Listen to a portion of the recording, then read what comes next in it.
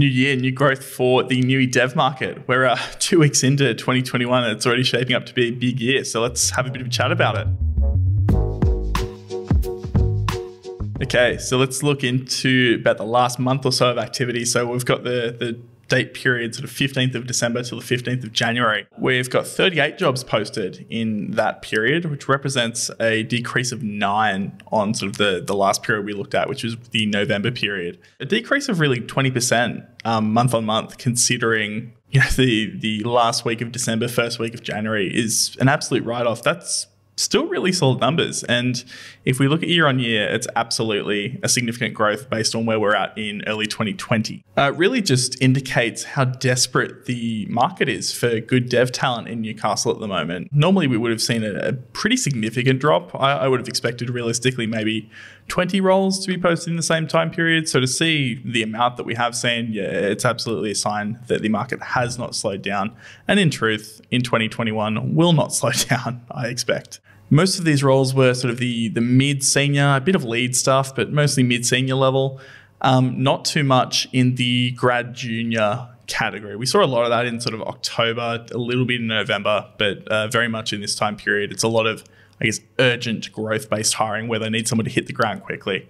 Junior and grad hiring, a bit more of a long-term play. You don't expect them to be able to effectively contribute to a code base for a decent amount of time. And as such, it's not as urgent of a hiring need, especially during this time period where you've got a lot of big players trying to hire up quite quickly. I'd expect the junior grad level stuff to pick back up in the next few months. But for now, stay posted. I'd say it'll pick up sort of March, April-ish. The fact of the matter is, Newcastle's dev market, we're still not seeing the pipeline that we need to really to quell demand locally. Companies, realistically, they have to look at alternate options to pick up talent. It's not as easy as chucking an ad up. It's not as easy as just calling up the most recent graduates at the uni. You have to look outside the local pool. And what that manifests itself into, for the most part, in Newcastle is either hiring remote employees or looking at the sponsorship route. So let's look at those a little bit.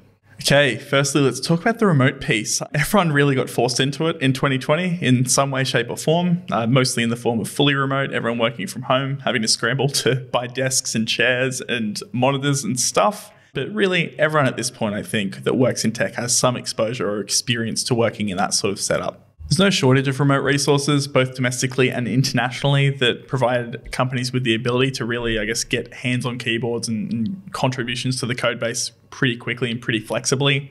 The fact of the matter is, not too many companies in Newcastle have explored it. I know a lot of the bigger players and an increasing amount of sort of remote first entities in Newcastle have been adopting that sort of approach, but it's definitely far from the norm at present.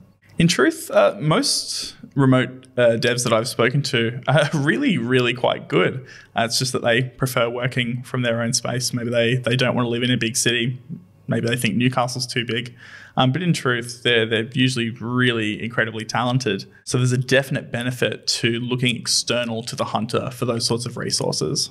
That being said, pretty significant cultural challenges with shifting to a remote first workforce. You've got to be really trusting of your employees. And as much as I'd like to say that every company is a utopia where everyone is immediately trusting, the reality is you've got to be a pretty well-drilled, well-set-up company to have that sort of setup and for it to function effectively. Moving away from that sort of traditional office setting, look, it's scary. Those sorts of norms have existed for centuries realistically at this point. And to move away from something as traditional and such an institution in Western life, it's definitely a big call. But more and more companies are doing it. They're reaping the rewards. So it's definitely worth exploring. On that note, I'd say definitely worth looking at our most recent Community Spotlight episode with Lockie Gray from Yarno. They've been working fully remotely since day dot. He's recently moved to Newcastle from Sydney. So he was paying Sydney lifestyle prices, but at the end of the day, working from home, so he didn't particularly need to. And he spoke quite well about the rewards and I guess the benefits that Yarno has experienced by being a remote first company. The other one that I mentioned, sponsorship. Sponsorship, look, it's a super, super complex field.